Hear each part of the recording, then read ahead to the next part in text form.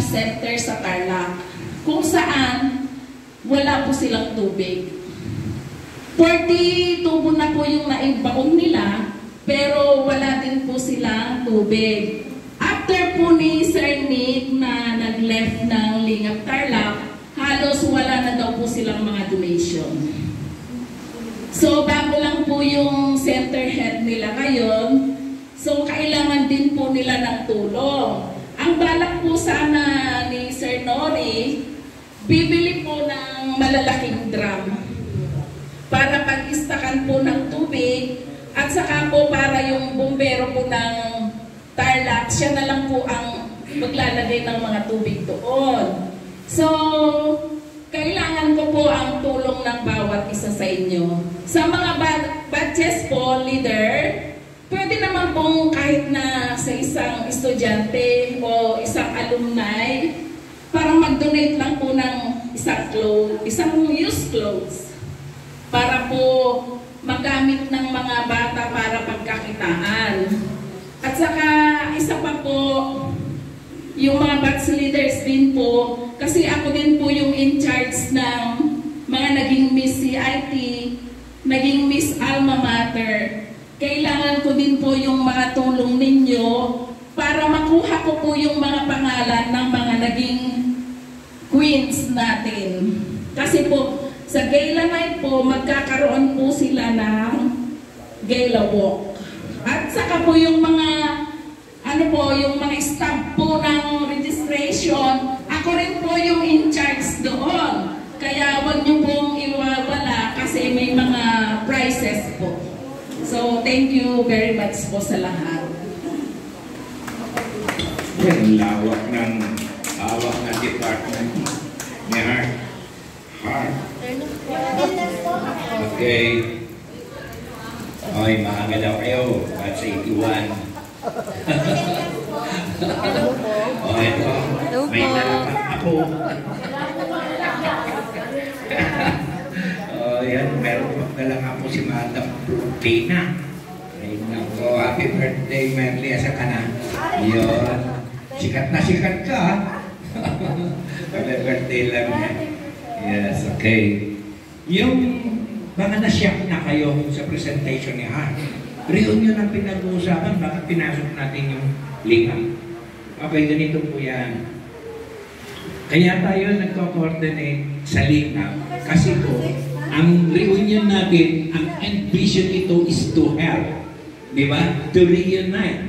Yung batch 78, the other day, kaya iikot nila, napuntahan nila yung isang kabatch nila na mayroong sakit. The following day, namatay. Ang nakita ni ang presidente nila, kwento mo nga nito, Angel. Kwento ka nga. Ano kwento tayo? Ang ganda yung nangyari. Ay, magandang hapon po sa ating lahat. At isang mapagpalang araw po. My name is Angelina Beltran when I was single. Now I'm Mrs. Adams. But anyway, ang nangyari po, yung pong mga coordinator natin sa batch namin, nag-iikot po sila. And then they find out, yung pong isang batchmate namin, matagal po nang hinahanap yan. And I thought, may nakapagsabi sa akin na longga na namatay na po si Ophelia. But anyway, sa kaiikot po naman na coordinator ng batch 78, they find out that she lives in Maybubon, Ramos, Tarlac. So they, That's Gimba. That's already Gimba. Oh, Gimba? Where do you see her, right? Maybubon, okay. I'm sorry. But anyway, when they find out, they notified me right away, but I wasn't home at the time. So I get the message. So I heard home, and sinabi ko sa kanila, hanapin ang mga ibang batchmate natin, the more the merrier na magpunta tayo doon at bisitahin natin si Ophelia. Kasi sinabi ko ni Sir Cadwal sa akin na she's already terminally ill. May sakit na po, siya na cancer.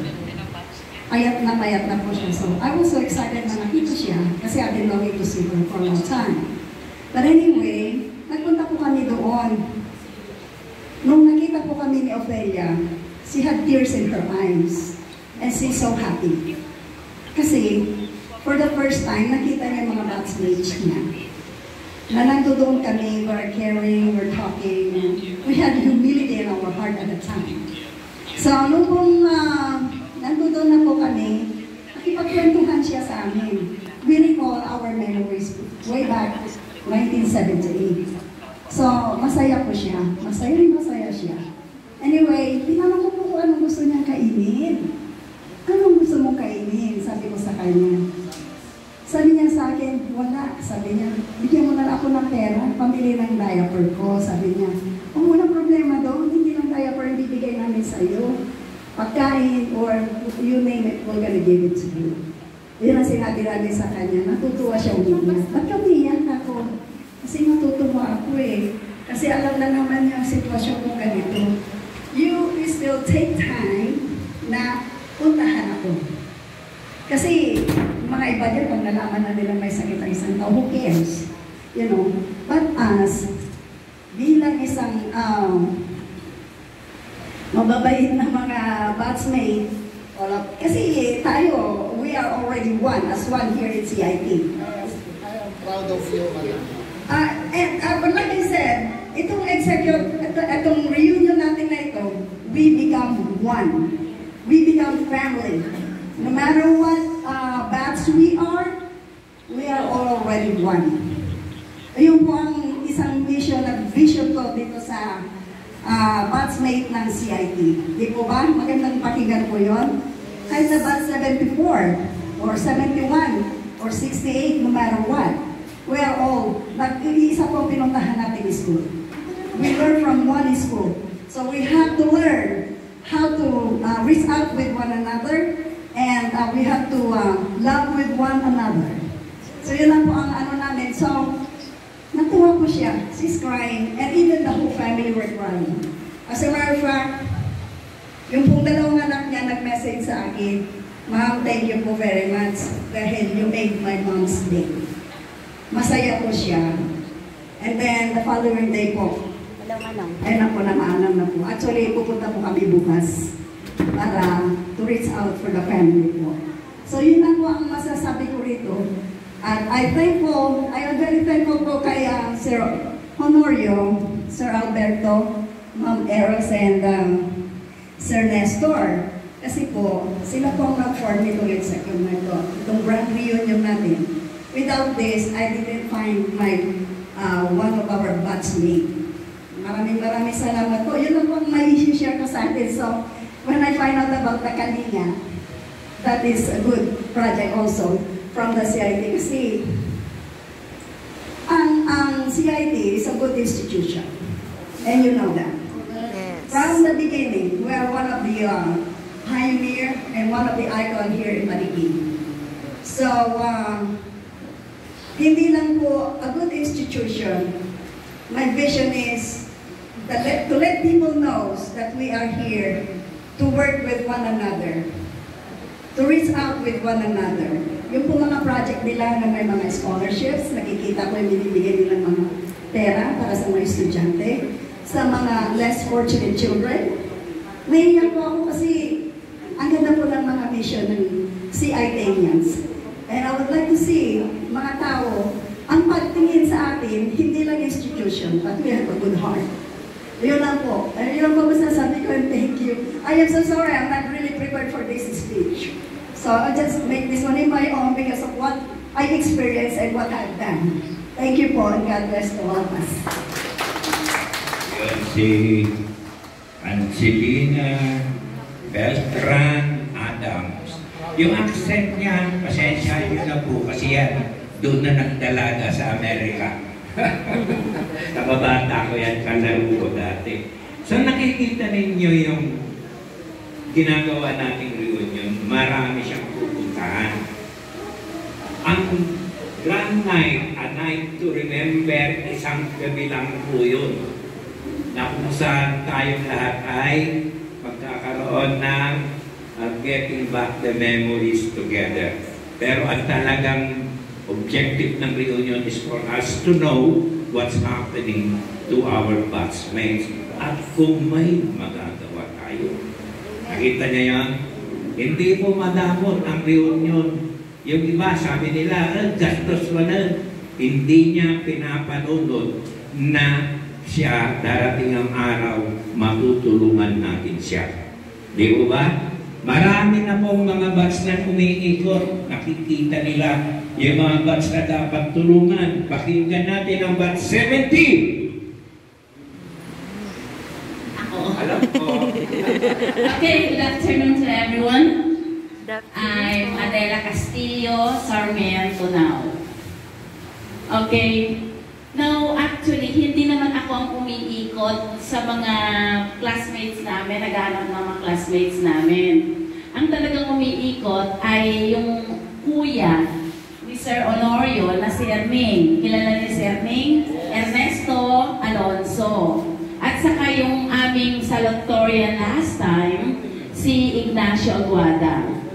So, ikot sila, ikot, until finally, dito sa bandang Ramos din. Best, ganyan. I will not name it, hindi ko na papangalanan. Kasi, siyempre ako rin parang nahiya rin ako sa sarili ko. Dahil talagang, hindi ko naman sinasabing kapos siya. Pero, in regards to our look, sa itsura natin, talagang more than 80, parang more than 80 na siya. So sabi niya ganyan, punta sila sa akin, may problema tayo. Bakit? Sabi ko ganyan, meron tayong classmate, kako, na ayaw ipakita ng mga anak. Ayaw siyang ipakita ng mga anak.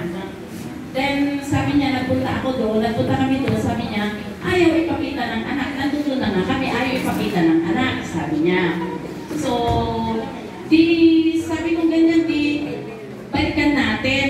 Kasi ayaw ipakita yung nanay. Pero actually, sa mga napapakinggan namin, yung ano na yun is, nag-abroad daw siya, and then comes the time na nagsasalita na siya sa sarili niya, ganyan.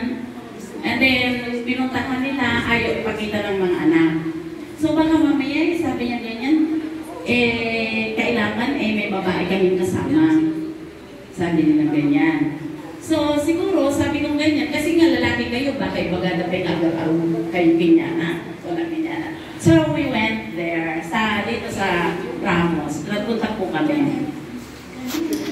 Alam niyo naman ang mga family Alonso, medyo kind-hearted yung mga yan. Meron kami mga dala-dalang mga grocery.